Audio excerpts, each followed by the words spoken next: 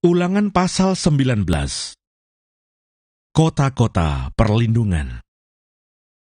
Apabila Tuhan Allahmu sudah melenyapkan bangsa-bangsa yang negerinya diberikan kepadamu oleh Tuhan Allahmu, dan engkau sudah menduduki daerah mereka dan diam di kota-kota dan rumah-rumah mereka, maka engkau harus mengkhususkan 3 kota di dalam negeri yang diberikan Tuhan Allahmu kepadamu untuk diduduki.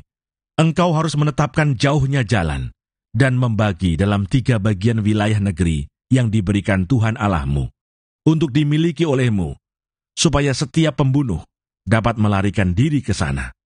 Inilah ketentuan mengenai pembunuh yang melarikan diri ke sana dan boleh tinggal hidup apabila ia membunuh sesamanya manusia dengan tidak sengaja dan dengan tidak membenci dia sebelumnya. Misalnya, apabila seseorang pergi ke hutan dengan temannya untuk membelah kayu, ketika tangannya mengayunkan kapak untuk menebang pohon kayu, mata kapak terlucut dari gagangnya, lalu mengenai temannya sehingga mati. Maka ia boleh melarikan diri ke salah satu kota itu dan tinggal hidup. Maksudnya, supaya jangan penuntut tebusan darah sementara hatinya panas dapat mengejar pembunuh itu. Karena jauhnya perjalanan, menangkapnya dan membunuhnya. Padahal pembunuh itu tidak patut mendapat hukuman mati, karena ia tidak membenci dia sebelumnya. Itulah sebabnya aku memberi perintah kepadamu demikian. 3 kota haruslah kau khususkan. Dan jika Tuhan Allahmu sudah meluaskan daerahmu nanti, seperti yang dijanjikannya dengan sumpah kepada nenek moyangmu, dan sudah memberikan kepadamu seluruh negeri yang dikatakannya akan diberikan kepada nenek moyangmu, apabila engkau melakukan dengan setia perintah ini yang kusampaikan kepadamu pada hari ini, dengan mengasihi Tuhan Allahmu dan dengan senantiasa hidup menurut jalan yang ditunjukkannya, maka haruslah engkau menambah 3 kota lagi kepada yang 3 itu, supaya jangan tercurah darah orang yang tidak bersalah di negeri yang diberikan Tuhan Allahmu kepadamu menjadi milikmu, dan hutang darah melekat kepadamu. Tetapi apabila seseorang membenci sesamanya manusia, dan dengan bersembunyi menantikan dia, lalu bangun menyerang dan memukul dia sehingga mati, kemudian melarikan diri ke salah satu kota itu, maka haruslah para tua-tua kotanya menyuruh mengambil dia dari sana dan menyerahkan dia kepada penuntut tebusan darah, supaya ia mati dibunuh. Janganlah engkau merasa sayang kepadanya. Demikianlah harus kau hapuskan darah orang yang tidak bersalah dari antara orang Israel, supaya baik keadaanmu.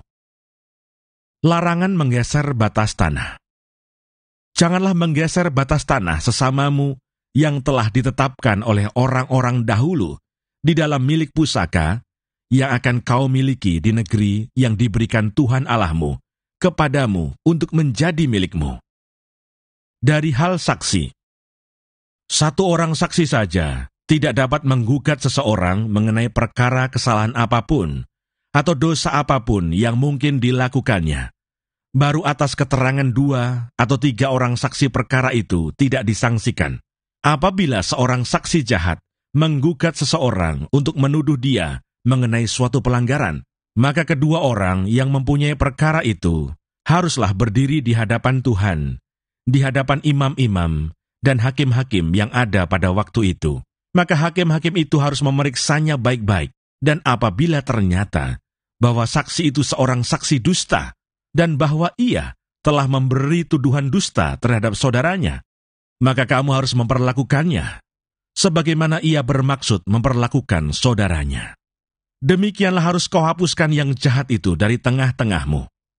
Maka orang-orang lain akan mendengar dan menjadi takut, sehingga mereka tidak akan melakukan lagi perbuatan jahat seperti itu di tengah-tengahmu.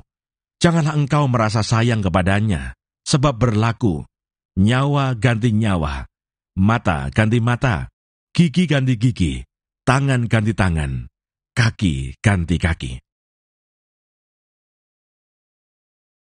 Ulangan pasal 20.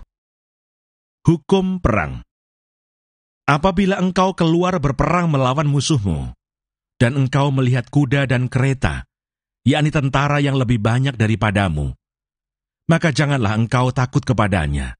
Sebab Tuhan Allahmu, yang telah menuntun engkau keluar dari tanah Mesir, menyertai engkau.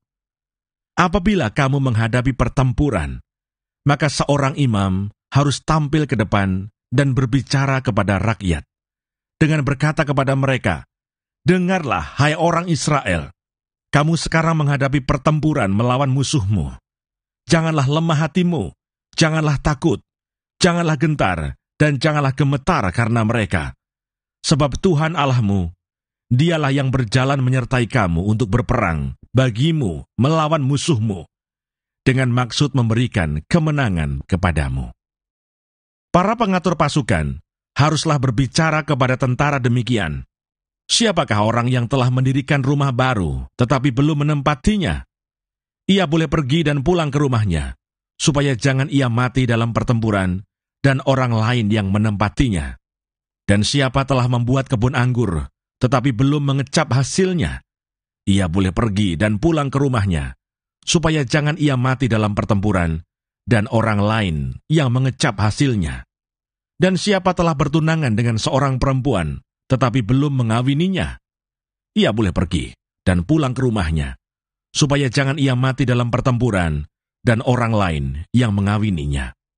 Lagi para pengatur pasukan itu harus berbicara kepada tentara demikian, "Siapa takut dan lemah hati, ia boleh pergi dan pulang ke rumahnya, supaya hati saudara-saudaranya jangan tawar seperti hatinya."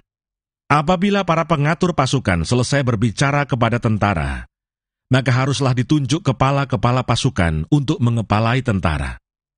Apabila engkau mendekati suatu kota untuk berperang melawannya, maka haruslah engkau menawarkan perdamaian kepadanya. Apabila kota itu menerima tawaran perdamaian itu, dan dibukanya pintu gerbang bagimu, maka haruslah semua orang yang terdapat di situ melakukan pekerjaan rodi bagimu dan menjadi hamba kepadamu. Tetapi apabila kota itu tidak mau berdamai dengan engkau, melainkan mengadakan pertempuran melawan engkau, maka haruslah engkau mengepungnya, dan setelah Tuhan Allahmu menyerahkannya ke dalam tanganmu, maka haruslah engkau membunuh seluruh penduduknya yang laki-laki dengan mata pedang. Hanya perempuan, anak-anak, hewan, dan segala yang ada di kota itu, yakni seluruh jarahan itu, boleh kau rampas bagimu sendiri, dan jarahan yang dari musuhmu ini, yang diberikan kepadamu oleh Tuhan Allahmu, boleh kau pergunakan. Demikianlah harus kau lakukan terhadap segala kota yang sangat jauh letaknya dari tempatmu, yang tidak termasuk kota-kota bangsa-bangsa di sini.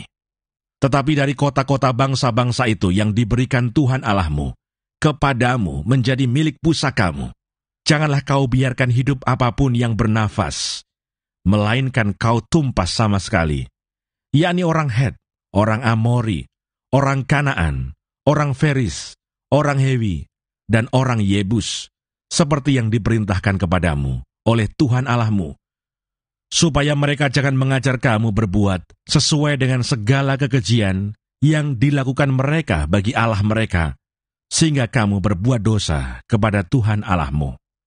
Apabila dalam memerangi suatu kota, engkau lama mengepungnya untuk direbut, maka tidak boleh engkau merusakkan pohon-pohon sekelilingnya dengan mengayunkan kapak kepadanya. Buahnya boleh kau makan, tetapi batangnya janganlah kau tebang. Sebab pohon yang di padang itu bukan manusia, jadi tidak patut ikut kau kepung.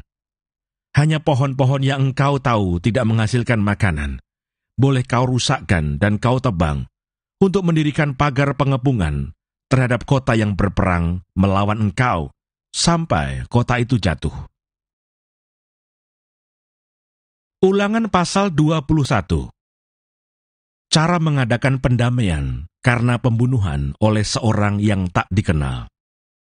Apabila di tanah yang diberikan Tuhan Allahmu kepadamu untuk menjadi milikmu, terdapat seorang yang mati terbunuh di padang, dengan tidak diketahui siapa yang membunuhnya, maka haruslah para tua-tuamu dan para hakimmu keluar mengukur jarak ke kota-kota yang di sekeliling orang yang terbunuh itu. Kota yang ternyata paling dekat dengan tempat orang yang terbunuh itu, para tua-tua kota itulah harus mengambil seekor lembu betina yang muda yang belum pernah dipakai, yang belum pernah menghela dengan kuk. Para tua-tua kota itu haruslah membawa lembu muda itu ke suatu lembah yang selalu berair dan yang belum pernah dikerjakan atau ditaburi. Dan di sana, di lembah itu, haruslah mereka mematahkan batang leher lembu muda itu. Imam-imam Bani Lewi haruslah tampil ke depan, sebab merekalah yang dipilih Tuhan Allahmu untuk melayani Dia dan untuk memberi berkat demi nama Tuhan. Menurut putusan merekalah, setiap perkara dan setiap hal, luka melukai, harus diselesaikan. Dan semua tua-tua dari kota yang paling dekat dengan tempat orang yang terbunuh itu, haruslah membasuh tangannya di atas lembu muda yang batang lehernya dipatahkan di lembah itu.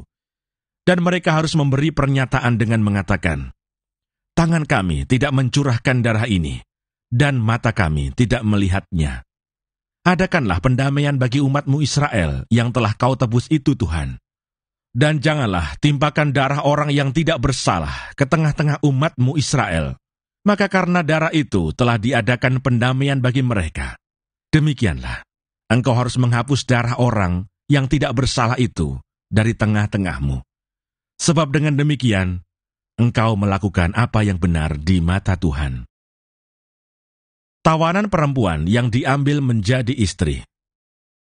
Apabila engkau keluar berperang melawan musuhmu, dan Tuhan Allahmu menyerahkan mereka ke dalam tanganmu, dan engkau menjadikan mereka tawanan, dan engkau melihat di antara tawanan itu seorang perempuan yang elok, sehingga hatimu mengingini dia, dan engkau mau mengambil dia menjadi istrimu, maka haruslah engkau membawa dia ke dalam rumahmu. Perempuan itu harus mencukur rambutnya, memotong kukunya, menanggalkan pakaian yang dipakainya pada waktu ditawan, dan tinggal di rumahmu untuk menangisi ibu bapanya sebulan lamanya. Sesudah demikian, bolehlah engkau menghampiri dia dan menjadi suaminya sehingga ia menjadi istrimu. Apabila engkau tidak suka lagi kepadanya, maka haruslah engkau membiarkan dia pergi sesuka hatinya. Tidak boleh sekali-kali engkau menjual dia dengan bayaran uang. Tidak boleh engkau memperlakukan dia sebagai budak, sebab engkau telah memaksa dia. Hak kesulungan. Apabila seorang mempunyai 2 orang istri, yang seorang dicintai dan yang lain tidak dicintainya, dan mereka melahirkan anak-anak lelaki baginya, baik istri yang dicintai maupun istri yang tidak dicintai, dan anak sulung adalah dari istri yang tidak dicintai, maka pada waktu ia membagi warisan harta kepunyaannya kepada anak-anaknya itu, tidaklah boleh ia memberikan bagian anak sulung kepada anak dari istri yang dicintai, merugikan anak dari istri yang tidak dicintai, yang adalah anak sulung. Tetapi ia harus mengakui anak yang sulung, anak dari istri yang tidak dicintai itu, dengan memberikan kepadanya 2 bagian dari segala kepunyaannya, sebab dialah kegagahannya yang pertama-tama. Dialah yang empunya hak kesulungan. Anak yang durhaka. Apabila seseorang mempunyai anak laki-laki yang degil dan membangkang, yang tidak mau mendengarkan perkataan ayahnya dan ibunya, dan walaupun mereka menghajar dia, tidak juga ia mendengarkan mereka, maka haruslah ayahnya dan ibunya memegang dia dan membawa dia keluar kepada para tua-tua kotanya di pintu gerbang tempat kediamannya, dan harus berkata kepada para tua-tua kotanya, anak kami ini degil dan membangkang, ia tidak mau mendengarkan perkataan kami, ia seorang pelahap dan peminum. Maka haruslah semua orang sekotanya melempari anak itu dengan batu sehingga ia mati. Demikianlah harus kau hapuskan yang jahat itu dari tengah-tengahmu, dan seluruh orang Israel akan mendengar dan menjadi takut. Penguburan orang yang dihukum mati. Apabila seseorang berbuat dosa yang sepadan dengan hukuman mati, lalu ia dihukum mati, kemudian kau gantung dia pada sebuah tiang, maka janganlah mayatnya dibiarkan semalam-malaman pada tiang itu, tetapi haruslah engkau menguburkan dia pada hari itu juga, sebab seorang yang digantung terkutuk oleh Allah. Janganlah engkau menajiskan tanah yang diberikan Tuhan Allahmu kepadamu menjadi milik pusakamu.